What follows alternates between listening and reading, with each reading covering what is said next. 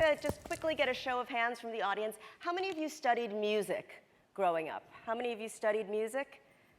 How many of you still perform or engage in some kind of musical activity, singing, musical? All right, and how many of us have been nominated for a Grammy? Just one in the room, as far as I can tell.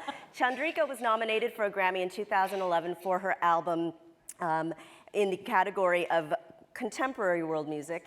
Unfortunately, you lost to Bela Fleck. Yes. Curse those Fleck tones. Yes. But it must have been an amazing experience.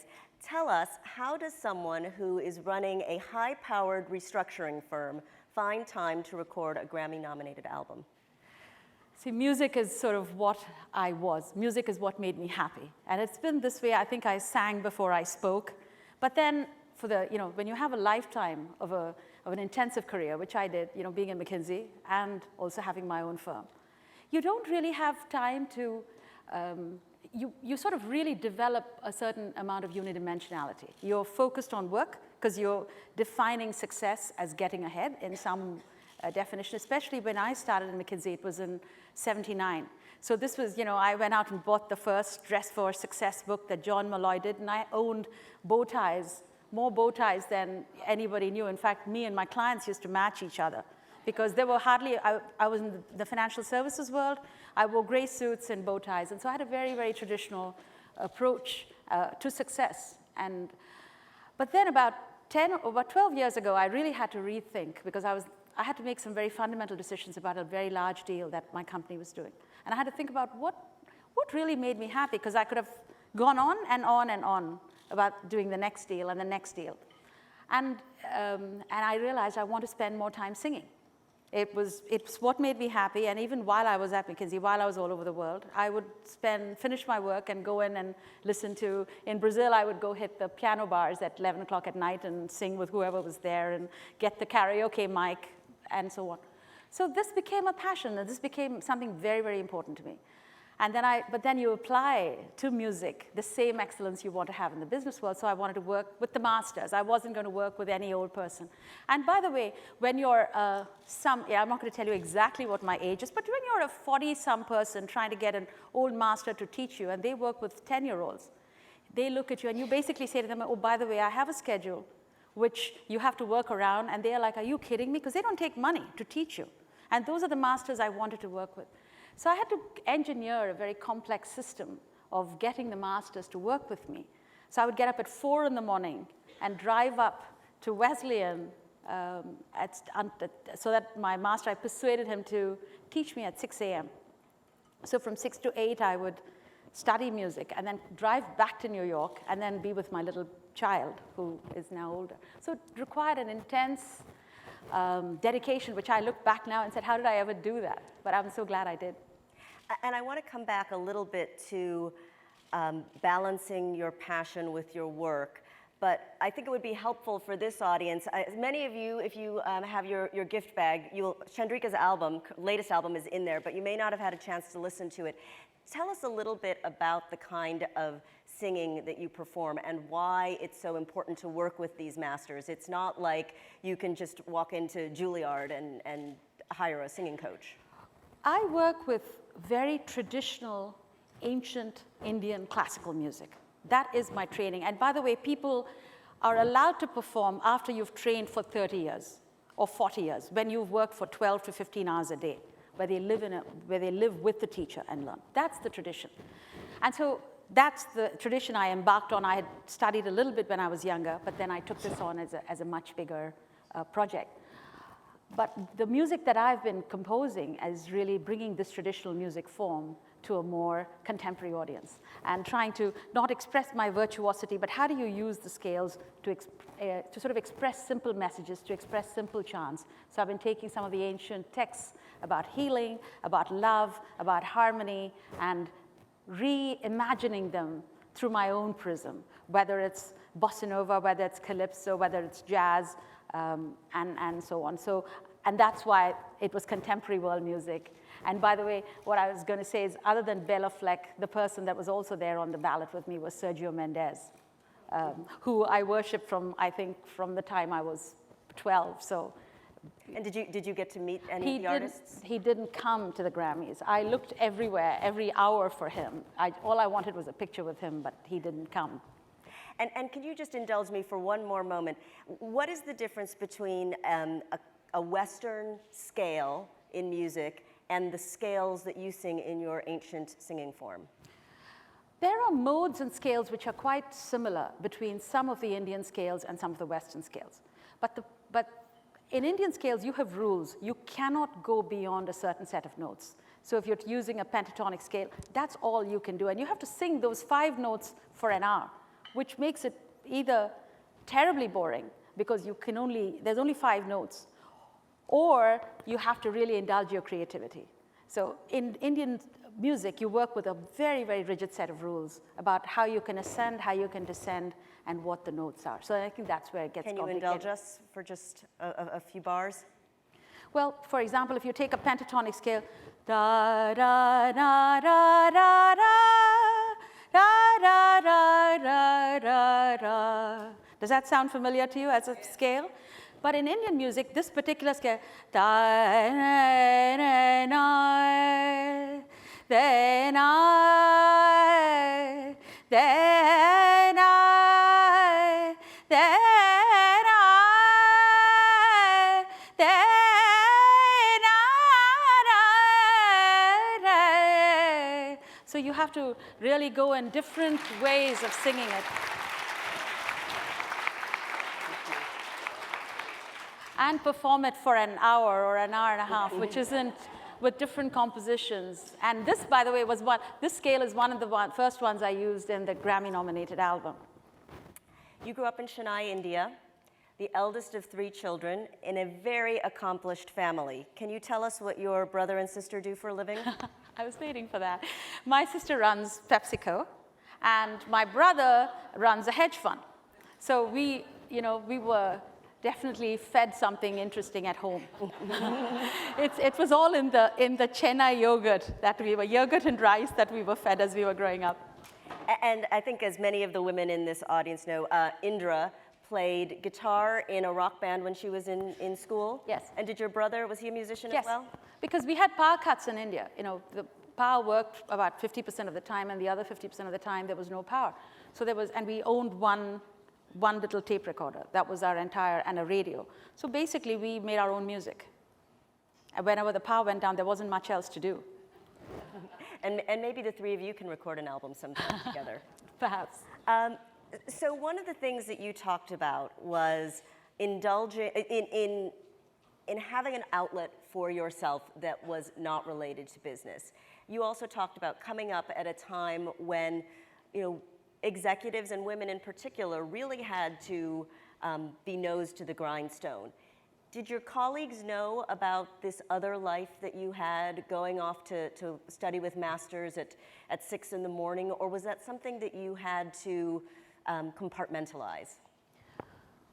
I didn't actively compartmentalize it, but one of the things that happens when you're active in the business world, especially at the clients and the CEOs and so on I was working with,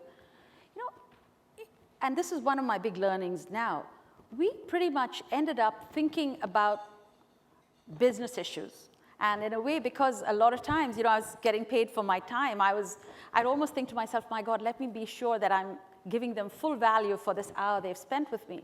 So, I would barely get around to understanding what other things were going on in the person's life, even though many of them were very good friends of mine. So I think once I started to work with music in this particular way, it wasn't the natural thing I would go out and share with everyone and say, oh, by the way, I'm going to do my music. But what happened to me after the Grammy nomination happened, I'll never forget this CEO who came to me and he said, Chandrika, I would sort of vaguely hear you humming around, but he says, I know you could sing, but you can sing. So I guess that way people kind of figured out that there was this other side which is passionate. And I think to this day, I actually skipped a board meeting yesterday because of some of our musical commitments. And there was almost, everybody looked at us and they said, well, what, you've got a music performance? So there's still an element in the business world that this isn't completely serious at some level. And I think that's something that you just go on with. It's what I want to do. Right. And yet you've talked a little bit about how revealing this other side of you, or having this other side revealed as a result of your Grammy nomination, has given some of your clients license to talk about their passions. Yes, and one of the interesting things is now it's a bit like when I got started many years ago, people would talk to you about red dots and cows in India. This is about 30 years ago, before India became the knowledge economy. But now everyone talks to me about their meditation practices. They talk about their passions. I now know that so many friends and clients of mine are bass players and singers and aspiring singers. And I think the interesting thing is a lot of people have said to me that they are now inspired, that if somebody at my age and stage and career can sort of go back and do something so intensively, that it gives them hope to be inspired. So many people have written to me and said, we've now started to take on our passions more fully, not with a particular goal in mind, but just to have fun doing it. I think we have time for a few questions from the audience. If anybody has questions they'd like to ask Chandrika. Anybody back there? Think about it, because I have a few more, and then we can come back to the audience.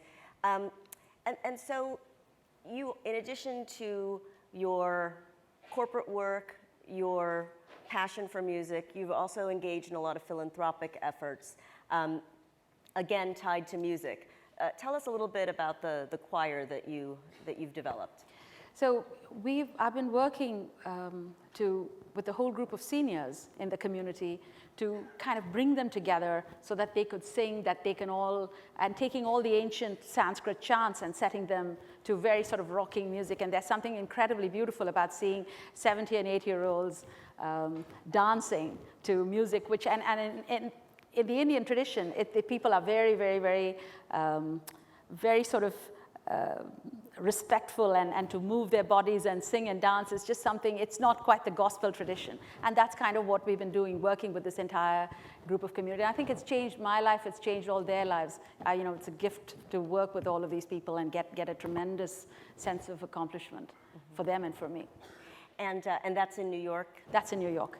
It's over in Queens, so every Sunday we go and work with them, among other things. And then we fund a lot of arts initiatives around in the US and abroad. And again, because so many of you have the album, can you talk a little bit about what the Soul March is? Again, put that into context for people who may not be familiar with it. When Gandhi did the Salt March in 1930, the Salt March was a protest against the salt tax that was imposed by the British. So Gandhi led a 10-day march across 241 miles in India, which was the beginning of the whole freedom movement, the Satyagraha that you all hear about. And basically, he walked with the marchers and took the salt in his hands, and he said, here, salt is free, so you can't tax salt. That was the message. Now, as they were walking in the Salt March, it started out with about 100 people, and it grew to thousands and thousands of people, what they call the Great White Flowing River. Now, as this march happened, everybody sang a song, which basically says, light inside me, give everyone wisdom. Let's all have harmony. And that was because it was a coming together of different parts of very divided India.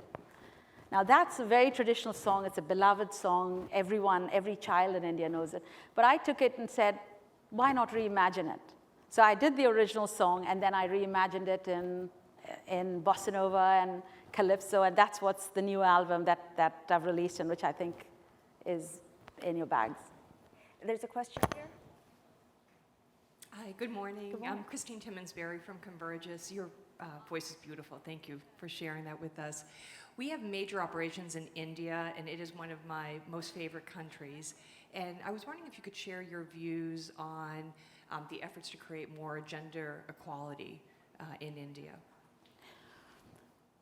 I think this is something that's where a lot of things are happening at the froth level, but the issues are so deep-rooted culturally across sectors, across the psyche of the Indian spirit. I mean, and I'm telling not to tell tales out of school, but I know when I was born as the first daughter, and I come from a fairly well-rounded, we're not completely in the traditional categories of Indian families. My mother's first reaction was, after all this effort, it was a girl, it wasn't a boy. And imagine what kind of trauma that causes. But So when you have educated families doing that, the 98% of the families that aren't have got a long way to go. You have to change generations. So this isn't something that's going to happen instantly. Now, you've got to balance that with the fact that there's a lot of activist women and some amazing groups of non-governmental organizations that have come up with really taking up causes. But what's happening, it's much more at the cause level. So they're fighting injustice. And the other thing that's happening is that the education system is a great empowering system, because we now finally have women who make up percentages. We had 4 girls in my entire college. We were about 200 girls out of several thousand boys. So it's not, women's education at the higher education level is something that's changing. So these two trends will take hold, but it's a long time coming. Chandrika, I've had the pleasure of corresponding with you in preparation for this conference and getting to know you. Would you do us a favor and tell everyone how you sign off on most of your letters? Love, light, laughter. You know, I want to say something, because I think this whole business and music, it's about different dimensions, but it's completely transformed me as a person. And it's not, I would say this whole music has been about a spiritual transformation inside. You know, my whole definition of perfection has changed. My whole definition of success has changed. You know, I was so type A. If I go back through to my life about the kind of intensity and the schedule that I used to keep, and the way I would think of how I spent my time, and how I look at it now. You know, when you're in music, for example, you could practice 20 hours a day, and then you could walk into a performance and suddenly find that your voice isn't working. You know, you've got a cold, you've got something, and nothing goes the way you plan. And so if I were to go back and bring this whole notion of perfection back into life again, into my business life again, I would approach everything in a much more holistic way, in a much more, in a place of light, really, where I'm not as judgmental, not as critical, not as driven. And I'd say that's kind of become the motto of my life much more over the last 10 years, where it's, I look at the whole person, I look at the whole situation, and my view of the world is much more of a trajectory. It's not tomorrow, it's not the next day. Karma's alive and well, and you have to take a much longer view of connecting with oneself and others. It's a wonderful lesson for all of us to take back with us. Chandrika Tandon, thank you so much. Thank you.